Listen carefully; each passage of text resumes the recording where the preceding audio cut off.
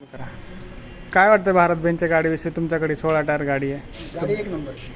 कशी चालली, किती किलोमीटर चालली, काय इश्यू आहे काय आतापर्यंत? नाही इश्यू काहीच नाही. 62,000 किलोमीटर झाली. पहिली वेळेस सर्व्हिसिंगसाठी आणली. घेतल्यापासून आज पहिली वेळेस 62,000वर शोरूमला आली गाडी.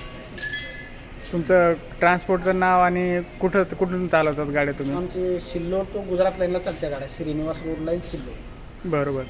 टायरची कंडिशन, मायलेज कितीपर्यंत दिली गाडी आता तुमची? 3.25 ते 3.5 पर्यंत आम्ही काढलं गाडी. दोन्ही साईड लोडला. हो, दोन्ही साईड. आणि टायरची लाईफ कशी आहे ॲज कम्पेअर टू बाकी भारत बेंज आणि टाटा लेलँडचे कम्पॅरिझन? टाटा लेलँड पडतं, भारत बँक टायर सर्व्हिस चांगली. आतापर्यंत किती आहे आणि लेलँडचे किती चालत होतं तुमच्याकडे टायर? लेलँड टाटा 60,000च्या वरती चालत नाही. 60,000 किलोमीटरला टायर टाकावं लागतं.